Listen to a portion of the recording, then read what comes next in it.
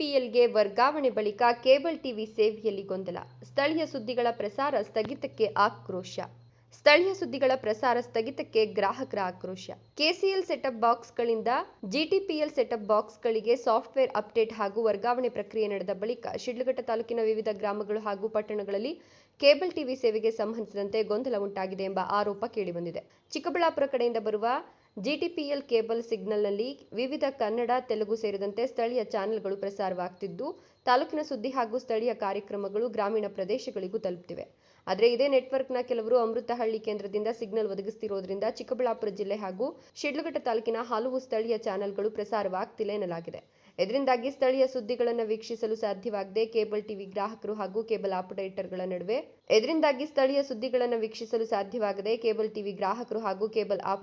ನಡುವೆ ಗೊಂದಲ ಉಂಟಾಗಿದೆ. ಗ್ರಾಮೀಣ ಪ್ರದೇಶಗಳ ಜನರು ತಾಲೂಕಿನ ಬೆಳವಣಿಗೆಗಳು ಮತ್ತು ಸ್ಥಳೀಯ ಸುದ್ದಿಗಳನ್ನು ತಿಳಿದುಕೊಳ್ಳಲು ಸ್ಥಳೀಯ ಚಾನೆಲ್ಗಳನ್ನೇ ಅವಲಂಬಿಸಿದ್ದಾರೆ. ಆದರೆ ಅವುಗಳ ಪ್ರಸಾರ ಸ್ಥಗಿತಗೊಂಡಿರುವುದು ಸಾರ್ವಜನಿಕರ ಅಸಮಾಧಾನಕ್ಕೆ ಕಾರಣವಾಗಿದೆ. ಇದರ ಜೊತೆಗೆ ಅಗತ್ಯವಿಲ್ಲದ ತಮಿಳು, ಮಲಯಾಳಂ, ಉರ್ದು ಸೇರಿದಂತೆ ಇತರ ಭಾಷೆಗಳ ಹೆಚ್ಚಿನ ಚಾನೆಲ್ಗಳನ್ನು ಪ್ಯಾಕೇಜ್ನಲ್ಲಿ ಸೇರಿಸಿ ಕನ್ನಡ ಮತ್ತು ತೆಲುಗು ಚಾನೆಲ್ಗಳೊಂದಿಗೆ ಮಿಶ್ರಣ ಮಾಡಿ ಹೆಚ್ಚಿನ ಶುಲ್ಕ ವಸೂಲಿ ಮಾಡಲಾಗುತ್ತಿದೆ ಅನ್ನೋ ಆರೋಪವೂ ಕೇಳಿಬಂದಿದೆ. ಕರ್ನಾಟಕದಲ್ಲಿ ಕನ್ನಡ ಚಾನೆಲ್ಗಳಿಗೆ ಹೆಚ್ಚಿನ ಆದ್ಯತೆ ನೀಡಬೇಕು. ಇತರ ಭಾಷೆಗಳ ಚಾನೆಲ್ಗಳನ್ನು ಬಯಸುವವರು ಪ್ರತ್ಯೇಕವಾಗಿ ಹೆಚ್ಚುವರಿ ಶುಲ್ಕ ಪಾವತಿಸಿ ಪಡೆದುಕೊಳ್ಳಬೇಕು. ಆದರೆ ಸಾಮಾನ್ಯ ಗ್ರಾಹಕರ ಮೇಲೆ ಅನಗತ್ಯ ಪ್ಯಾಕೇಜ್ ಹೇರಿಕೆ ಮಾಡಬಾರದು ಅಂತ ಗ್ರಾಹಕರು ಒತ್ತಾಯಿಸಿದ್ದಾರೆ. ಇದೇ ವೇಳೆ ಟಿವಿ ಚಾನೆಲ್ ಸಂಸ್ಥೆಗಳು ನೇರವಾಗಿ ಕೇಬಲ್ ಆಪರೇಟರ್ಗಳಿಗೆ ಪ್ರಸಾರ ಹಕ್ಕು ನೀಡಿದರೆ ಮಧ್ಯವರ್ತಿ ಎಂಎಸ್ಒಗಳು ಕಮಿಷನ್ ದಂಧೆಗೆ ಕಡಿವಾಣ ಬೀಳಲಿದೆ ಅಂತ ಅಭಿಪ್ರಾಯ ವ್ಯಕ್ತವಾಗಿದೆ. ಕಮಿಷನ್ ಉದ್ದೇಶದಿಂದ ಎಂಎಸ್ಒಗಳು ಕೇಬಲ್ ಆಪರೇಟರ್ಗಳ ಮೇಲೆ ಒತ್ತಡ ಹೇರುತ್ತಿದ್ದಾರೆ ಅನ್ನೋ ಆರೋಪವೂ ಕೇಳಿಬಂದಿದೆ.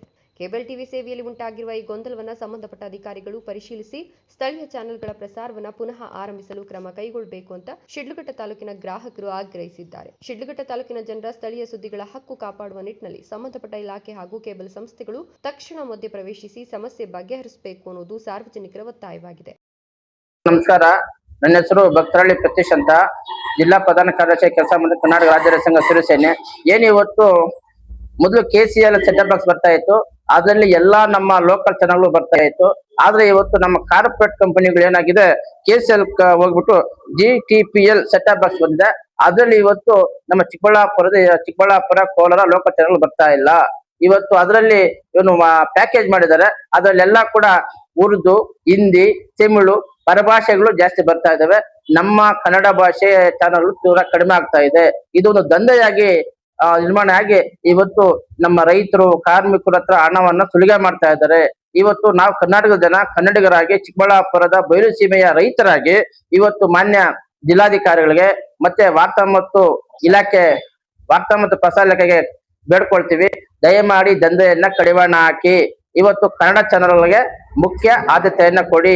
ಇವತ್ತು ಒಂದು ವೇಳೆ ಇವತ್ತು ನಮ್ಮ ಕರ್ನಾಟಕ ರಾಜ್ಯದ ನಮ್ಮ ಚಿಕ್ಕಬಳ್ಳಾಪುರದಲ್ಲಿ ಬೇರೆ ಭಾಷೆಗಳು ಇದ್ದಾರೆ, ಆದ್ರೆ ಅವ್ರು ಬೇಕಂದ್ರೆ ಅವರು ದುಡ್ಡು ಕೊಟ್ಟು ಆಸ್ಕಡಿ ನಮ್ಮ ಕನ್ನಡ ಚಾನೆಲ್ಗೆ ಒಂದು 10 ರೂಪಾಯಿ ಕಡಿಮೆ ಮಾಡ್ಲಿ, ಪರಭಾಷೆ ಚಾನೆಲ್ಗೆ 10 ಅಲ್ಲ 50 ರೂಪಾಯಿ ದರ ಜಾಸ್ತಿ ಮಾಡ್ಲಿ. ಇವತ್ತು ಅದನ್ನ ಬಿಟ್ಬಿಟ್ಟು ನೀವೆಲ್ಲ ಮಿಕ್ಸ್ ಮಾಡಿ ಉರ್ದು, ತಮಿಳು, ಹಿಂದಿ ಎಲ್ಲ ಕೊಟ್ರೆ ನಮ್ಮ ಕನ್ನಡ ಚಾನೆಲ್ಗಳಿಗೆ